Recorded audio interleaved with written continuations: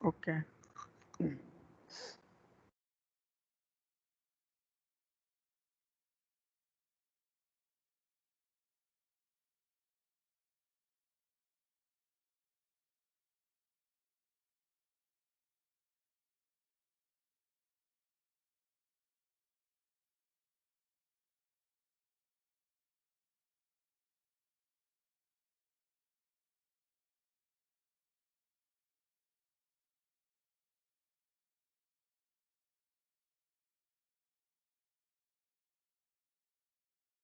થોડું ઘણું જોઈ ગયા હતા, એકવાર ફરીથી આપણે સિદ્ધાંત જોઈ જઈએ તો વિનિમય દર નિર્ધારણનો માંગ અને પુરવઠાનો સિદ્ધાંત, demand and supply theory. Okay, આની પહેલા આપણે સમ ખરીદ શક્તિનો સિદ્ધાંત જોઈ ગયા. તો લાંબા ગાળે વિનિમય દર કેવી રીતે નક્કી થાય એની સમજૂતી આપણને કોણ પૂરી પાડે છે? તો કે તેની સમજૂતી આપણને સમ ખરીદ શક્તિનો સિદ્ધાંત છે એ પૂરી પાડે છે.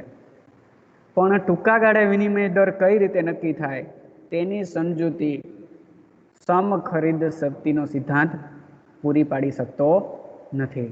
એટલે સમ ખરીદ શક્તિનો સિદ્ધાંત છે એની આ મર્યાદા દૂર કરવા માટે થઈ અને માંગ અને પુરવઠાનો સિદ્ધાંત છે એ રજૂ કરવામાં આવેલો છે. એનો અર્થ એવો કે માંગ અને પુરવઠાનો સિદ્ધાંત છે એ ટૂંકા ગાળે વિનિમય દર કઈ રીતે નક્કી થાય છે એ સમજાવે છે, જ્યારે સમ ખરીદ શક્તિનો સિદ્ધાંત એ લાંબે ગાળે વિનિમય દર કઈ રીતે નક્કી થાય છે એ સમજાવે છે. ઓકે, જોઈએ તો કોઈ એક સમયે એટલે કે ટૂંકા ગાળામાં અથવા તો રોજબરોજ વિનિમય દર કેવી રીતે નક્કી થાય છે તેની સમજૂતી આપવા માટે માંગ અને પુરવઠાનો સિદ્ધાંત છે એ રજૂ કરવામાં આવેલો છે.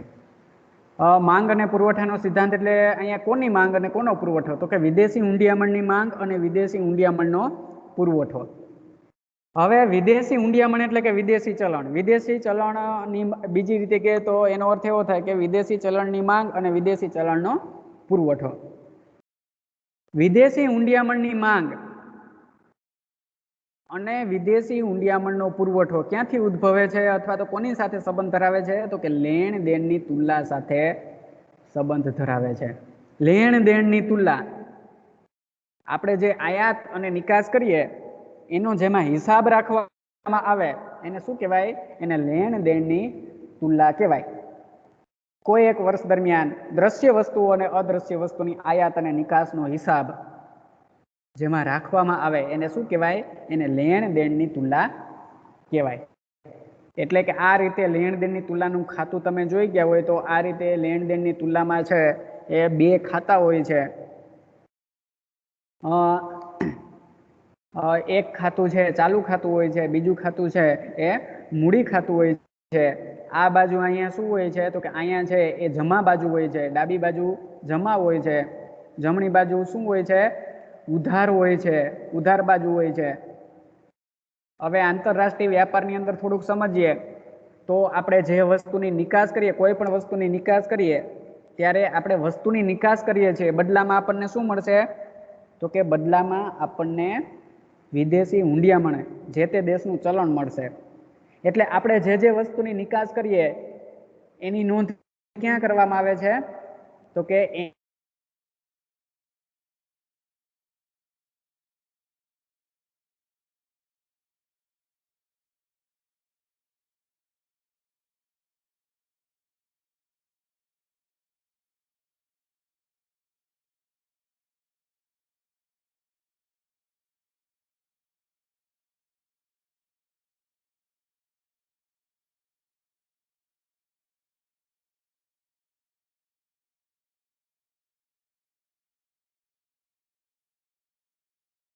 ચૂકવણી કરવી પડે.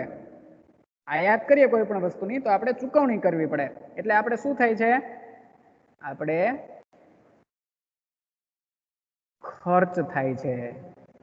એટલે ખર્ચને કઈ બાજુ નોંધવામાં આવે છે? ઉધાર બાજુ.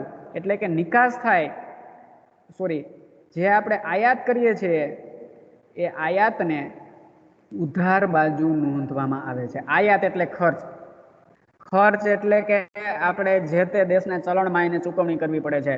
એટલે ઉધાર બાજુ શું દર્શાવે છે? તો કે ઉધાર બાજુ છે એ વિદેશી ઊંડિયામણની માંગ દર્શાવે છે, વિદેશી ઊંડિયામણનો પુરવઠો દર્શાવે છે। એટલે આ રીતે વિદેશી ઊંડિયામણની માંગ અને વિદેશી ઊંડિયામણનો પુરવઠો કોની સાથે સંકળાયેલો છે? તો કે લેણ દેણની તુલના સાથે સંકળાયેલ છે, એની સાથે સંબંધ ધરાવે છે। તેથી માંગ અને પુરવઠાના સિદ્ધાંતને લેણ દેણની તુલનાના સિદ્ધાંત તરીકે પણ ઓળખવામાં આવે છે। આ સિદ્ધાંત મુજબ કઈ રીતે વિનિમય દર નક્કી થાય છે? તો કે આ સિદ્ધાંત જણાવે છે કે કોઈ એક સમયે બીજા દેશના ચલણના સંદર્ભમાં કોઈ એક દેશના ચલણનું મૂલ્ય વિદેશી ચલણના બજારમાં એની માંગ અને એના પુરવઠાને આધારે નક્કી થાય છે। કોઈ એક સમયે વિનિમય દર કઈ રીતે, થોડોક આપણે વિનિમય દર એવો શોર્ટકટ શબ્દ છે ઉપયોગ કરી શકીએ। અહીંયા એવો શબ્દ ઉપયોગ કરેલો છે, કોઈ એક સમયે બીજા દેશના ચલણના સંદર્ભમાં કોઈ એક દેશના ચલણનું મૂલ્ય એટલે વિનિમય દર, એટલે શોર્ટકટ શબ્દ તમે ઉપયોગ કરી શકો। આ સિદ્ધાંત પ્રમાણે વિનિમય દર છે ક્યાં નક્કી થશે? તો આ સિદ્ધાંત પ્રમાણે વિનિમય દર છે એ ઊંડિયામણની માંગ વિદેશી ચલણના બજારમાં ઊંડિયામણની માંગ અને એના પુરવઠાને આધારે નક્કી થશે। હવે આગળ આપણે કહી જ દીધું મેં તમને કે માંગ અને પુરવઠાના પરિબળો, વિદેશી ઊંડિયામણની માંગ અને પુરવઠાના પરિબળો છે એ ક્યાંથી ઉદ્ભવે છે? તો કે લેણ દેણની તુલનાની જમા અને ઉધાર બાજુની આઈટમ દ્વારા ઉદ્ભવે છે। અહીંયા મેં તમને કહી દીધું, જમા બાજુ શું દર્શાવે? તો કે જમા બાજુ છે એ લેણ દેણની તુલનાનો પુરવઠો દર્શાવે છે। જમા બાજુ છે એ લેણ દેણની તુલનાનો પુરવઠો દર્શાવે છે, કારણ કે જમા બાજુ નિકાસ નોંધવામાં આવે અને આપણે નિકાસ કરીએ એટલે વિદેશી ચલણ મળે એટલે પુરવઠો વધે, એટલે જમા બાજુ છે એ વિદેશી ચલણનો પુરવઠો દર્શાવે છે। અને ઉધાર બાજુ છે એ શું દર્શાવે છે? આ ઉધાર બાજુ, ઓકે, અહીંયા માંગ, ઉધાર બાજુ છે એ માંગ દર્શાવે છે, કારણ કે કોઈ પણ વસ્તુની આપણે આયાત કરીએ તો જે દેશમાંથી આપણે વસ્તુની આયાત કરી હોય એ દેશના ચલણ આપણે ચૂકવવું પડે, એટલે એ દેશના ચલણની આપણે માંગ કરીએ છીએ, એટલે ઉધાર બાજુ માંગ દર્શાવે છે। આ રીતે માંગ અને પુરવઠાના પરિબળો લેણ દેણની તુલનાની જમા અને ઉધાર બાજુની આઈટમમાંથી ઉદ્ભવે છે। આગળ લેણ દેણની તુલના ના 3 પ્રકાર પડે, ખાધ હોય, કાં તો પુરાંત હોય અને કાં તો સમતોલ હોય। પણ લેણ દેણની તુલના છે એમાં સમતુલા ભાગ્યે જ જોવા મળે, કાં તો ખાધ હોય ને કાં તો પુરાંત હોય। હવે લેણ દેણની તુલનામાં ક્યારે ખાધ હોય ને ક્યારે પુરાંત હોય? તો કે જ્યારે આયાત કરતા નિકાસ વધારે હોય, આયાત કરતા નિકાસ વધારે હોય ત્યારે લેણ દેણની તુલનાની અંદર શું હશે?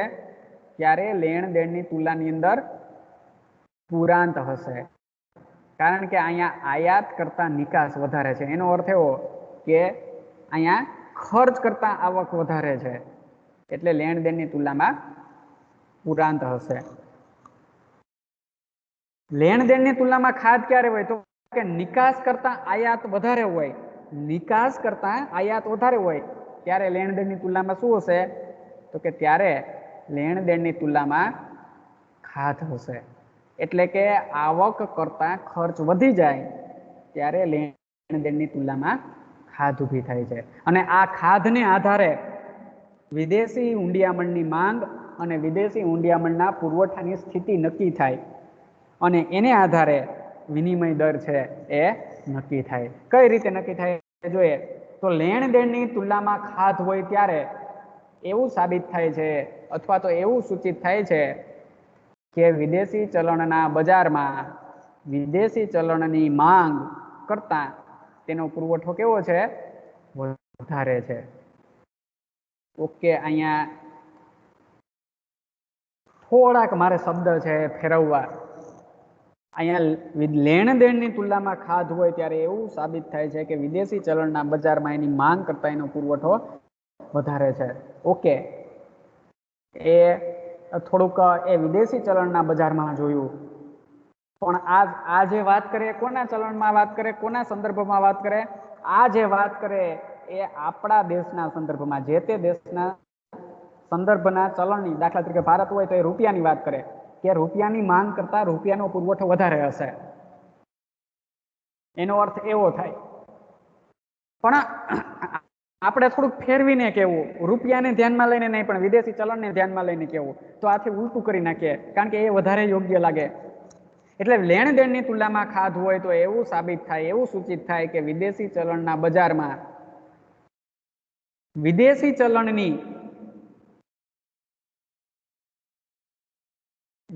ચલણના પુરવઠા કરતા, ખરેખર આવું થવું જોઈએ, વિદેશી ચલણના પુરવઠા કરતા શું વધારે હશે? તેની માંગ વધારે હશે. કારણ કે ખાધ હોય ક્યારે હોય? તમે વિચાર કરો, ખાધ ક્યારે ઊભી થાય? આ બાજુ છે વિદેશી ચલણનો જમા બાજુ છે, એટલે વિદેશી ચલણનો પુરવઠો. પુરવઠો છે શું દર્શાવે? તો કે પુરવઠો છે આવક દર્શાવે. આ બાજુ શું છે?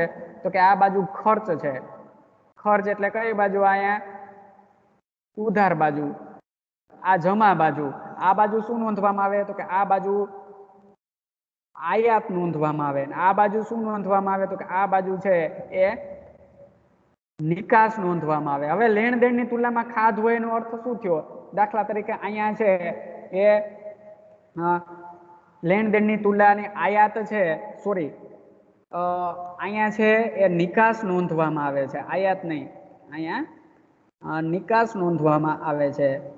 અહીંયા શું નોંધવામાં આવે છે? આયાત. ખર્ચ એટલે આયાત, આપણી આયાત કરીએ એટલે આપણે ચૂકવણી કરવી પડે, એટલે ખર્ચ છે આયાત. આ બાજુ આયાત નોંધવામાં, આ બાજુ નિકાસ નોંધવામાં આવે. હવે અહીંયા આયાત છે $500 કરોડની હોય અને સોરી નિકાસ છે $600 કરોડની હોય. આયાત છે સોરી અહીંયા નિકાસ છે એ $500 કરોડની હોય, એટલે કે આવક છે એ $500 કરોડની હોય. આયાત છે એ $600 કરોડની હોય, એટલે કે ખર્ચ છે એ $600 કરોડનું હોય. તો અહીંયા લેણ દેણની તુલનામાં કેટલી ખાધ સર્જાશે? તો કે તો અહીંયા લેણ દેણની તુલનામાં $100 કરોડની ખાધ સર્જાશે. તો અહીંયા ખાધ છે એનો મતલબ શું? શું વધારે છે? આ છે એ વિદેશી ચલણનો પુરવઠો દર્શાવે, આ છે એ વિદેશી ચલણની માંગ દર્શાવે. તો શું અહીંયા વધારે છે? અહીંયા વિદેશી ચલણના પુરવઠા કરતા વિદેશી ચલણની માંગ વધારે છે. એટલે અહીંયા પ્રિન્ટ મિસ્ટેક હોય મટીરિયલની અંદર એવું લાગે, કારણ કે જ્યારે લેણ દેણની તુલનામાં ખાધ હોય છે ત્યારે એવું સૂચિત થાય છે કે વિદેશી ચલણના બજારમાં વિદેશી ચલણના પુરવઠા કરતા એની માંગ વધારે છે, એવું આપણે કહેવાનું હોય. અહીંયા પુરવઠો ઓછો છે ને માંગ વધારે છે, તમે જોઈ શકો. એટલે અહીંયા ખરેખર એવું આવે, વિદેશી ચલણના પુરવઠા કરતા એની માંગ વધારે છે. પણ અહીંયા એવું કીધેલું છે કે માંગ કરતા એનો પુરવઠો વધારે છે. હવે કઈ રીતે માંગ કરતા પુરવઠો વધારે હોય? એટલે થોડીક પ્રિન્ટ મિસ્ટેક હોય એવું લાગે છે મને. એટલે વિદેશી ચલણના બજારમાં જ્યારે લેણ દેણની તુલનામાં ખાધ હોય છે ત્યારે વિદેશી ચલણના બજારમાં વિદેશી ચલણના પુરવઠા કરતા એની માંગ વધારે હોય છે. એને કારણે શું થાય છે? તો કે એને કારણે હજી પણ પ્રિન્ટ મિસ્ટેક છે, એને કારણે વિનિમય દર વધે છે. અહીંયા એવું કીધેલું છે વિનિમય દર ઘટે છે. પણ એક રીતે જોઈએ, આ રીતે જોઈએ તો ખરેખર વિનિમય દર ઘટે જ, પણ આપણે ફેરવી નાખવાનું. આપણે ખાધને ધ્યાનમાં લઈને સમજૂતી આપીએ છીએ.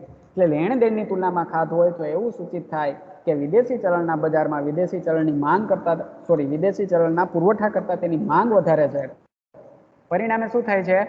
પરિણામે વિનિમય દર ઘટે નહીં, પરિણામે વિનિમય દર વધે છે.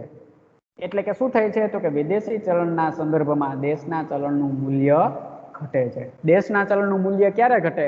તો કે વિનિમય દર વધે તો જ ઘટે ને. વિનિમય દર વધ્યો ક્યારે કહેવાય?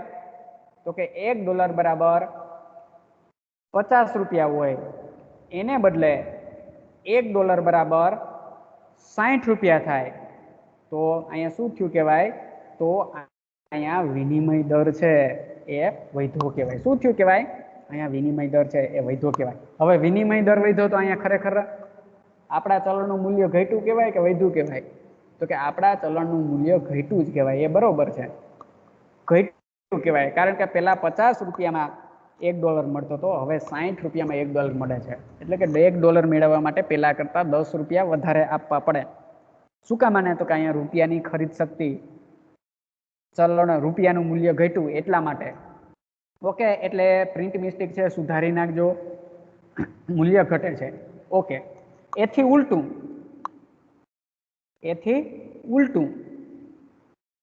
એથી વિરુદ્ધ એથી ઉલટું જો લેણ દેણની તુલનામાં પુરાંત હોય તો શું થાય?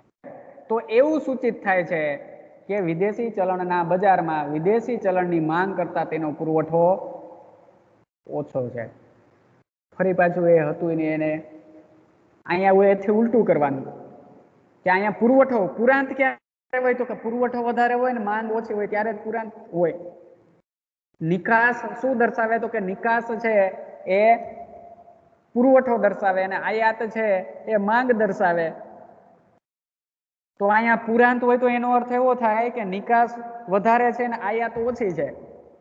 હવે નિકાસ વધારે હોય તો પુરવઠો કઈ રીતે ઓછો હોય? પુરવઠો વધારે હોવાનો એટલે અહીંયા પણ એ વાતની પ્રિન્ટ મિસ્ટેક આવેલી છે. ટૂંકમાં બંનેનું ઉલટું થઈ ગયું. એટલે મટીરિયલની અંદર એ વસ્તુ ખાસ ધ્યાન રાખજો, સુધારી નાખજો. તેથી વિરુદ્ધ લેણ દેણની તુલનામાં પુરાંત હોય તો અહીંયા ફેરવીને કહું લેણ દેણની તુલનામાં પુરાંત હોય ત્યારે એવું સૂચિત થાય છે કે વિદેશી ચલણના બજારમાં વિદેશી ચલણની માંગ કરતા તેનો પુરવઠો કેવો હશે? માંગ કરતા તેનો પુરવઠો વધારે છે. આથી શું થશે? આથી વિનિમય દર શું થશે? વિનિમય દર ઘટે છે. અર્થાત વિદેશી ચલણના સંદર્ભમાં દેશના ચલણનું મૂલ્ય વધે છે. ઘટે છે, વધે. વિનિમય દર વધે તો કઈ રીતે દેશના ચલણનું મૂલ્ય વધે? એટલે કે વિનિમય દર ઘટે તો જ દેશના ચલણનું મૂલ્ય વધે. એટલે વિનિમય દર ઘટે એનો મતલબ એવો કે $1 બરાબર 50 રૂપિયા હોય અને એને બદલે $1 બરાબર 40 રૂપિયા થાય તો આને શું થયું કહેવાય? આને વિનિમય દર ઘટ્યો કહેવાય. તો જ રૂપિયાનું મૂલ્ય વધે ને. કારણ કે પેલા 50 રૂપિયાના બદલામાં $1 મળતો હતો, હવે 40 રૂપિયાના બદલામાં $1 મળે. પેલા કરતા 10 રૂપિયા ઓછા ચૂકવવા પડે. એનો અર્થ એવો થયો કે રૂપિયાની ખરીદ શક્તિ વધી. તો અહીંયા ખરેખર રૂપિયાનું મૂલ્ય વધે છે, સાચું છે, પણ અહીંયા વિનિમય દર વધે છે નહીં, પણ વિનિમય દર ઘટે છે. એટલે આ ખાસ બે ફકરા તમારે સુધારવાના છે. ખાસ બે ફકરા છે એ સુધારી નાખજો તમે. એક ફકરો અહીંયા એ વાતની સુધારવાનું છે કે વિદેશી ચલણના બજારમાં જ્યારે લેણ દેણની તુલનામાં ખાધ હોય છે ત્યારે વિદેશી ચલણના બજારમાં વિદેશી ચલણના પુરવઠા કરતાં એની માંગ વધારે હશે અને એટલે વિનિમય દર વધે છે અને એટલે વિદેશી ચલણના સંદર્ભમાં દેશના ચલણનું મૂલ્ય ઘટે છે. અને એથી વિરુદ્ધ અહીંયા પણ સુધારવું પડશે. લેણ દેણની તુલનામાં પુરાંત હોય તો એવું સાબિત થાય છે કે વિદેશી ચલણના બજારમાં વિદેશી ચલણની માંગ કરતાં તેનો પુરવઠો વધારે હશે. આથી વિનિમય દર છે એ ઘટે છે. એટલે કે વિદેશી ચલણના સંદર્ભમાં દેશના ચલણનું મૂલ્ય છે એ વધે છે. ઓકે, ત્યાંથી આગળ. આમ લેણ દેણની તુલનામાં ખાધ એ વિદેશી ચલણના સંદર્ભમાં દેશના ચલણનું ઓછું મૂલ્ય સૂચવે છે. અથવા તો લેણ દેણની તુલનાની ખાધ દેશના ચલણના સંદર્ભમાં ઉલટું પણ કહી શકીએ. વિદેશી ચલણના સંદર્ભમાં દેશના ચલણનું ઓછું મૂલ્ય સૂચવે છે.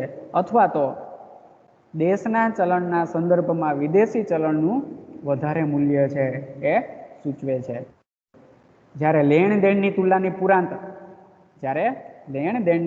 પુરાંત વિદેશી ચલણના સંદર્ભમાં દેશના ચલણનું વધુ મૂલ્ય અથવા દેશના ચલણના સંદર્ભમાં વિદેશી ચલણનું ઓછું મૂલ્ય છે એ સૂચવે છે. એટલે આમ લેણ દેણની તુલનાની પુરાંત અને ખાધ દ્વારા વિદેશી ચલણની અથવા તો વિદેશી ઊંડિયામણની માંગ અને વિદેશી ઊંડિયામણનો પુરવઠો નક્કી થાય છે. આથી લેણ દેણની તુલનાના સિદ્ધાંત તરીકે ઓળખાતા આ સિદ્ધાંતને માંગ અને પુરવઠાના સિદ્ધાંત તરીકે પણ ઓળખવામાં આવે છે. ઓકે, હવે આપણે વલણ જોવાના છે. માંગ બાજુનું વલણ અને પુરવઠા બાજુનું વલણ છે એ વલણ આપણે અહીંયા જોવાના છે. જો કે વલણ આપણે પહેલા જ જોઈ ગયા, મેં તમને સમજાવી દીધું કે લેણ દેણની તુલનાના બે ભાગ હોય, એક ઉધાર બાજુ ને એક જમા બાજુ. જમા બાજુ છે એ ડાબી બાજુ હોય, ઉધાર બાજુ છે એ જમણી બાજુ હોય. જમા બાજુ શેની નોંધ કરવામાં આવે છે? તો કે જમા બાજુ આપણે જે નિકાસ કરીએ એની નોંધ કરવામાં આવે છે. અને ઉધાર બાજુ શેની નોંધ કરવામાં આવે? તો કે આપણે આયાત કરીએ એટલે કે જે આપણે ખર્ચ કરીએ એની નોંધ કરવામાં આવે છે. જોઈએ આપણે માંગ બાજુનું વલણ. ઓકે,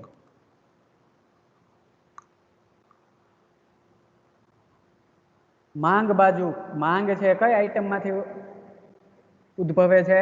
આગળ હમણાં જ મેં તમને કહી દીધું, લેણ દેણની તુલનાની ઉધાર બાજુની આઈટમ માંથી ઉદ્ભવે છે. ઓકે, માંગ અને પુરવઠાના સિદ્ધાંત પ્રમાણે વિદેશી ઊંડિયામણ માટેની માંગ લેણ દેણની તુલનાની કઈ બાજુની આઈટમ માંથી? ઉધાર બાજુની આઈટમ માંથી ઉદ્ભવે છે. અને લેણ દેણની તુલનાની ઉધાર બાજુ શેની નોંધ કરવામાં આવે છે? તો કે લેણ દેણની તુલનાની ઉધાર બાજુની આઈટમમાં દેશમાં કરવામાં આવેલી આયાતની નોંધ કરવામાં આવે છે. એકવાર ફરીથી તમને એ જ વસ્તુ કહી દઉં, આ રીતે બે ખાતા હોય,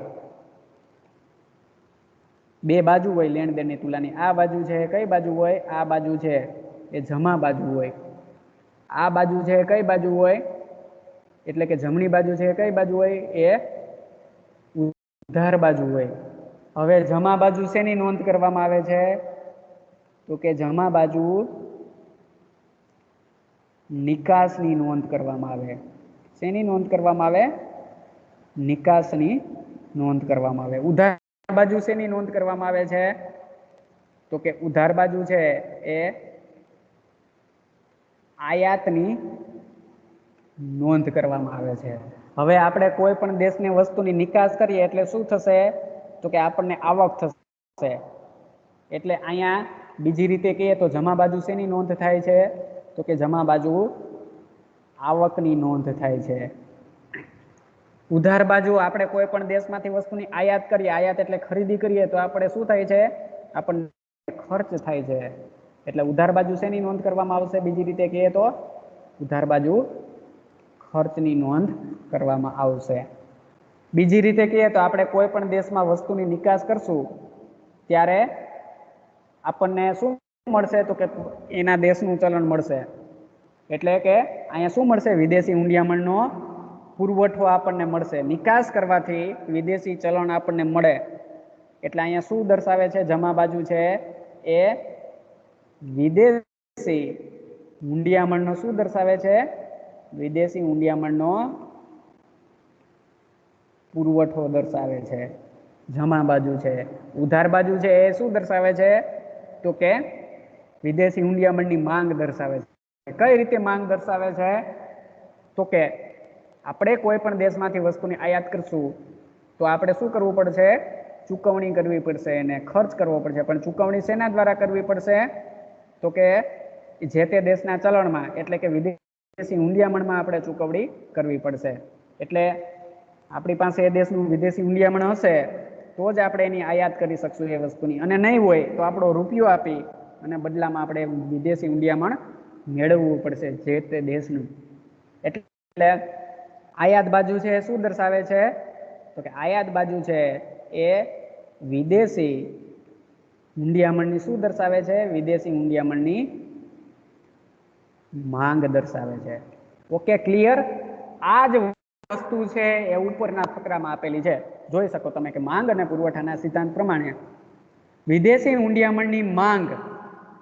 ઓકે, અહીંયા વિદેશી ઊંડિયામણની માંગ, વિદેશી ઊંડિયામણની માંગ લેણ દેણની તુલનાની કઈ બાજુથી? કે ઉધાર બાજુની આઈટમમાંથી ઉદ્ભવે છે. આ કઈ બાજુ?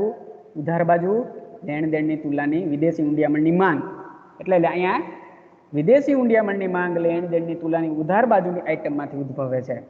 હવે લેણ દેણની તુલનાની ઉધાર બાજુ શેની નોંધ કરવામાં આવે છે? તો કે લેણ દેણની તુલનાની ઉધાર બાજુની આઈટમમાં દેશમાં કરવામાં આવેલી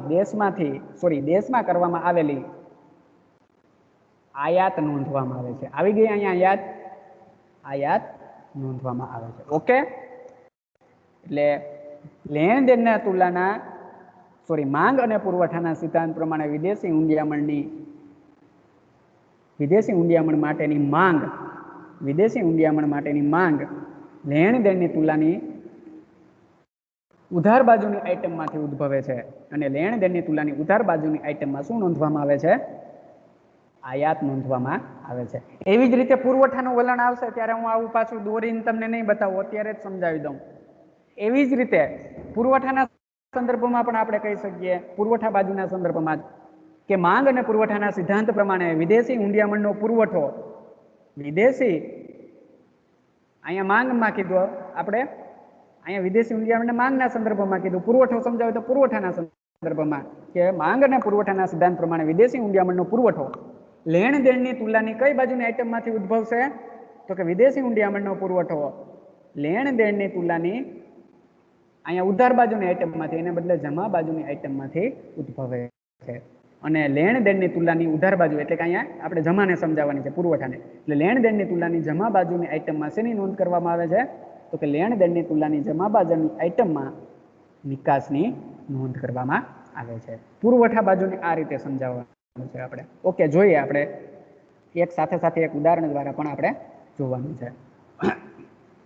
ઓકે, પેલું આપણે કહી દીધું માંગ બાજુનું વલણ કે લેણ દેણની વિદેશી ઊંડિયામણની માંગ લેણ દેણની તુલાની ઉધાર બાજુની આઇટમમાંથી ઉદ્ભવે છે અને લેણ દેણની તુલાની ઉધાર બાજુની આઇટમમાં દેશમાં કરવામાં આવેલી આયાતને નોંધવામાં આવે છે. આ જ વાતને આપણે એક કાલ્પનિક ઉદાહરણ દ્વારા જોઈએ તો દેશમાં $200 કરોડ કિંમતની દ્રશ્ય વસ્તુની આયાત થાય છે. તે ઉપરાંત $200 કરોડ કિંમતની અદ્રશ્ય વસ્તુઓ જેવી કે વાહન વ્યવહાર, વીમો, બેન્કિંગ વગેરે સેવાઓની આયાત થાય છે અને $100 કરોડ પરદેશી મૂડીની આયાત કરવામાં આવે છે. તો ભારતમાં ડોલરની માંગ કેટલી થશે? તો ભારતમાં ડોલરની માંગ છે એ $500 કરોડ થશે. ધ્યાન રાખજો, આ જ ઉદાહરણને લઈને આપણે આકૃતિ દ્વારા સિદ્ધાંતની સમજૂતી આપવાની છે. આ જ ઉદાહરણ લઈ અને આપણે આકૃતિ દ્વારા સિદ્ધાંતની સમજૂતી આપવાની છે. એટલે આપણે અહીંયા એક કાલ્પનિક ઉદાહરણ લીધું કે કઈ કઈ વસ્તુની આયાત કરવામાં આવે છે. તો કે $200 કરોડ દ્રશ્ય વસ્તુઓ એટલે કે જેને જોઈ શકાય, અટકી શકાય એવી ભૌતિક વસ્તુઓ, $200 કરોડ દ્રશ્ય વસ્તુની આયાત કરવામાં આવે છે. એ ઉપરાંત $200 કરોડ અદ્રશ્ય વસ્તુઓ એટલે કે જેને જોઈ શકાતી નથી, અટકી શકાતી નથી, અભૌતિક વસ્તુઓ અથવા તો સેવાઓ, $200 કરોડ અદ્રશ્ય વસ્તુની આયાત કરવામાં આવે છે. એટલે કેટલા થયા? 200 ને 200 400. અને $100 કરોડ શું લેવામાં આવે છે? તો કે $100 કરોડ પરદેશી મૂડી છે એ મેળવવામાં આવે છે. એટલે 200, 400 અને 100, 500. એટલે અહીંયા વિદેશી ઊંડિયામણની માંગ કેટલી થશે ભારતમાં? તો કે ભારતમાં વિદેશી ઊંડિયામણની માંગ છે એ $500 કરોડ થાય. ઓકે, એવી જ રીતે આપણે પુરવઠા બાજુનું વલણ સમજાવી શકીએ. તો પુરવઠાના બાજુના વલણમાં હવે અહીંયા લેણ દેણની તુલના હું દોરતો નથી, હમણાં જ તમને દોરીને બતાવી હતી. પુરવઠા બાજુનું વલણ જોઈએ તો એ સમજાવી દીધું લેણ દેણની તુલા દોરીને. તો વિદેશી ઊંડિયામણનો પુરવઠો કઈ બાજુથી ઉદ્ભવશે? તો કે વિદેશી ઊંડિયામણનો પુરવઠો લેણ દેણની તુલાની જમા બાજુની આઇટમમાંથી ઉદ્ભવશે. અને લેણ દેણની તુલાની જમા બાજુની આઇટમમાં શું નોંધવામાં આવે છે? તો કે લેણ દેણની તુલાની જમા બાજુની આઇટમમાં દેશમાંથી કરવામાં આવતી નિકાસો નોંધવામાં આવે છે.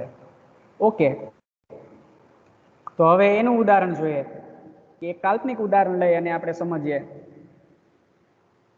પુરવઠા બાજુના વલણને અથવા તો પુરવઠા બાજુને. તો દાખલા તરીકે દેશમાંથી $250 કરોડ કિંમતની દ્રશ્ય વસ્તુની નિકાસ કરવામાં આવે છે. ઉપરાંત $100 કરોડ કિંમતની અદ્રશ્ય વસ્તુઓની નિકાસ કરવામાં આવે છે, જેવી કે વાહન વ્યવહાર, સંદેશા વ્યવહાર, વાહન વ્યવહાર, વીમો, બેન્કિંગ વગેરે.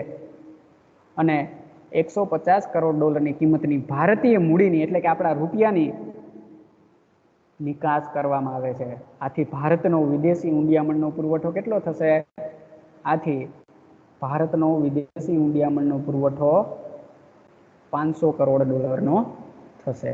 તમે જોઈ શકો 250 કરોડ ડોલરની દ્રશ્ય વસ્તુઓ, 150 કરોડ ડોલરની 100 કરોડ ડોલરની અદ્રશ્ય વસ્તુઓ, એટલે 350 કરોડ ડોલર અને 150 કરોડ ડોલરની ભારતીય મૂડી, એટલે 350 ને 400 ને 500 કરોડ ડોલરની કુલ નિકાસ થાય છે. તો ભારતનો પુરવઠો કેટલો થશે? અહીંયા ભારતનો વિદેશી ઊંડિયામણ, ભારતમાં વિદેશી ઊંડિયામણનો પુરવઠો અથવા તો ભારતમાં ડોલરનો પુરવઠો છે એ 500 કરોડ ડોલરનો થશે.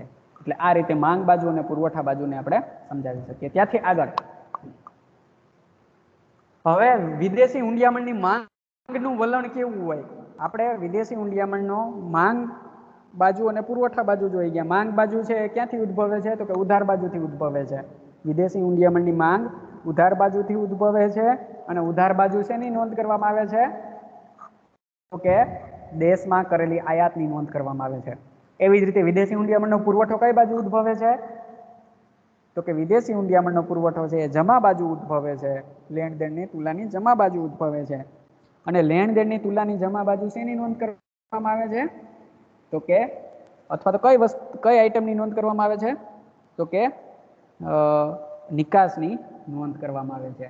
એ માંગ બાજુ અને પુરવઠા બાજુ જોઈ ગયા. હવે માંગનું વલણ કેવું હોય અને પુરવઠાનું વલણ કેવું હોય એ જોવાનું છે. તો કે જેમ કોઈ એક વસ્તુની બાબતમાં જોવા મળે કે વસ્તુની કિંમત વધતા એની માંગ ઘટે અને કિંમત ઘટતા એની માંગ વધે, એવી જ રીતે જેમ વસ્તુનું માંગનું વલણ એવા પ્રકારનું છે કે વસ્તુની કિંમત વધે તો એની માંગ ઘટે, વસ્તુની કિંમત ઘટે તો એની માંગ વધે.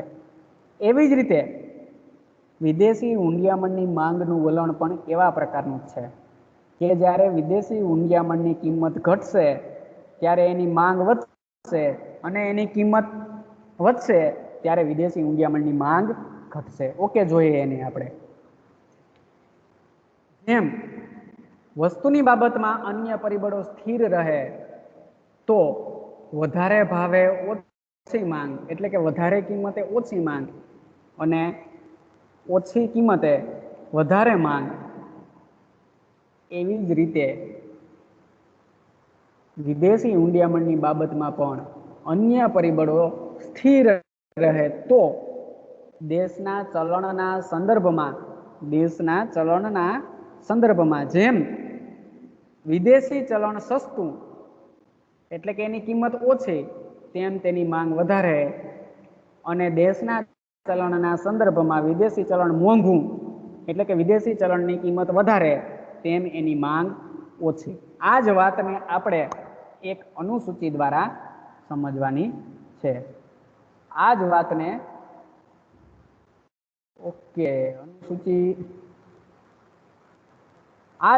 આપણે એક અનુસૂચિ દ્વારા સમજવાની છે, પણ અનુસૂચિ છે એ આવી નહીં. ઓકે, એક જ મિનિટ.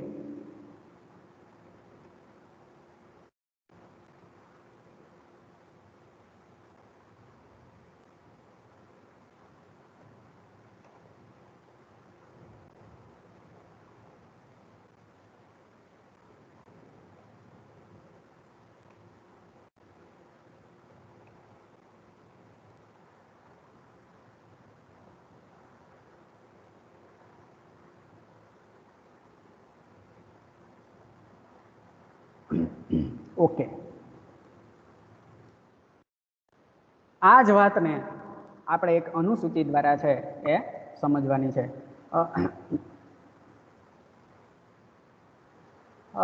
અનુસૂચિ છે એ થોડીક ઉપર વહી ગઈ એવું લાગે મને.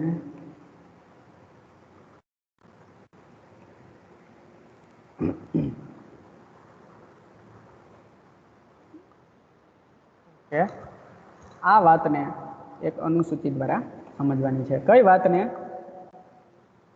તો કે વધારે ભાવે ઓછી માંગ અને ઓછા ભાવે વધારે માંગ, અથવા તો જેમ વિદેશી ઊંડિયામણની અન્ય પરિબળો યથાવત રહેતા, જેમ દેશના ચલણના સંદર્ભમાં જેમ વિદેશી ઊંડિયામણ સસ્તું તેમ માંગ વધારે અને મોંઘું તેમ માંગ ઓછી. આ બાબત દર્શાવતી અનુસૂચિ છે। તો તમે અહીંયા જોઈ શકો કે અહીંયા શું તો કે અહીંયા ડોલરની માંગ દર્શાવેલી છે। શેમાં દર્શાવેલી છે? રૂપિયામાં દર્શાવેલી છે। એટલે કે અહીંયા છે, સોરી, ડોલરની માંગ નહીં, પણ અહીંયા ડોલરની કિંમત આપેલી છે। અહીંયા ડોલરની કિંમત, માંગ નથી, પણ આ છે શું છે?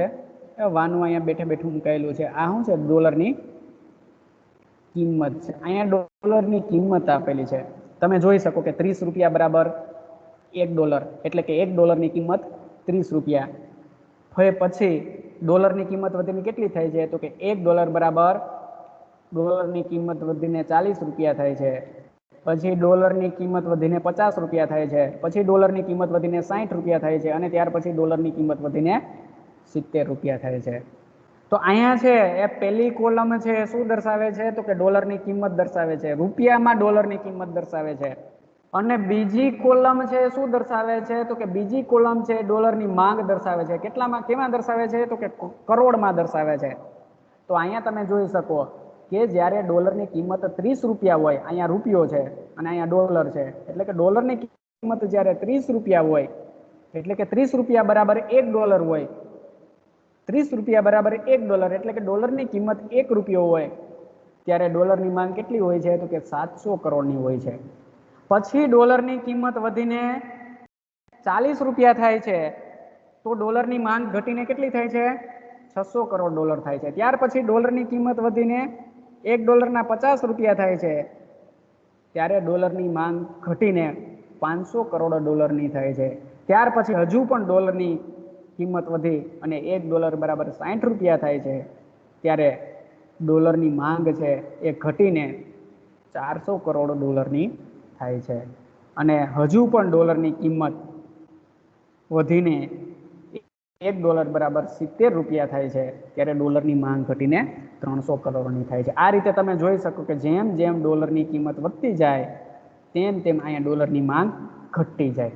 ઉપરથી નીચે લ્યો તો, હવે નીચેથી ઉપર જાવ તો એથી ઉલટું, આ રીતે નીચેથી ઉપર જાવ તો તમે જોઈ શકો કે જેમ જેમ ડોલરની કિંમત અહીંયા શું થાય છે? નીચેથી ઉપર જાવ તો 70 રૂપિયા, 60 રૂપિયા, 50 રૂપિયા, 40 રૂપિયા, 30 રૂપિયા, એટલે જેમ જેમ ઉપર જાવ તેમ તેમ ડોલરની કિંમત ઘટતી જાય।